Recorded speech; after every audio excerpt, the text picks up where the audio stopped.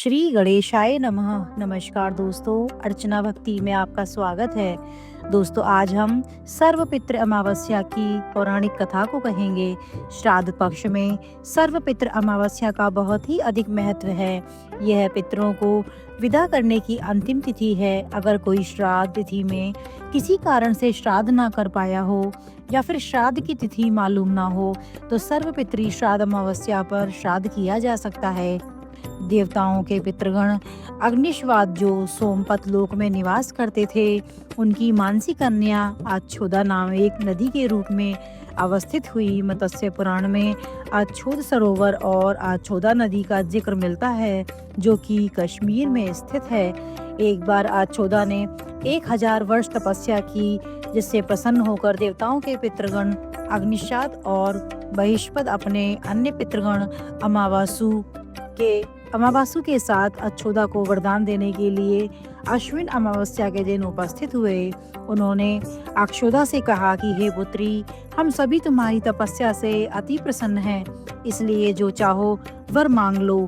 लेकिन अक्षोदा ने अपने पितरों की तरफ ध्यान नहीं दिया और वह अति तेजस्वी पितृ अवासकु को अपलक निहारती रही। पितरों के बार बार कहने पर भी उसने कहा कि हे भगवान, क्या आप मुझे सचमुच वरदान देना चाहते हैं? इस पर तेजस्वी पितृ अमावसु ने कहा कि हे अक्षुदा, वरदान पर तुम्हारा अधिकार सिद्ध है, इसलिए निसंकोच कहो। अक्षुदा ने कहा कि भगवान, यदि आप मुझे वरदान देना ही चाहते हैं तो मैं तत्क्षण आपके साथ रमण कर आनंद करना चाहती हूँ। अक्षुदा के इस तरह कहे जाने पर सभी पितृ क्रोधित हो गए। उन्होंने अक्षुदा को श्राप दिया कि वह पितृलोक से पतित होकर पृथ्वी लोक पर जाएगी। पितरों के इस तरह श्राप दिए जाने पर अक्षुदा पितरों के पैरों में गिरकर रोने लगी।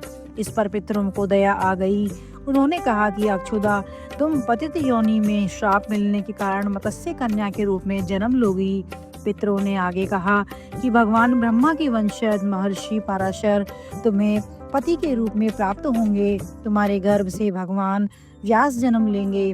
उसके उपरांत भी अन्य दिव्य वंशों में जन्म लेते हुए तुम श्राप मुक्त होकर पितृलोक में वापस आ जाओगी। पितरों के इस तरह कहे जाने पर अक्षुदा शांत हुई। अमावसु के ब्रह्मचार्य और धैर्य की सभी पितरों ने सराहना की एवं वरदान दिया कि अमावस्या की तिथि अमावसु के नाम से जानी जाएगी। जो प्राणी किसी भी दिन श्राद्ध न कर पाए, वह केवल अमावस्या के दिन श्राद्ध तर्पण करके सभी बीते 14 दिनों का पुण्य प्राप्त करते हुए अपने पितरों को तृप्त कर सकते हैं। तभी से प्रत्येक माह की अमावस्या तिथि को सर्वाधिक महत्व दिया जाता है और यह तिथि सर्वपितृ श्राद्ध के रूप में मनाई जाती है। उसी पाप के प्रायश्चित हेतु कालांतर में यही अच्छुदा महर्षि पराशर की पत्नी एवं वेद व्यास की माता सत्यवती बनी थी। तत्पश्चात समुद्र के अंशभूत शांतनु की पत्नी हुई और 2 पुत्र चित्रांगद और विचित्र वीर्य को जन्म दिया था। इन्हीं के नाम से कलयुग में अष्टका श्राद्ध मनाया जाता है।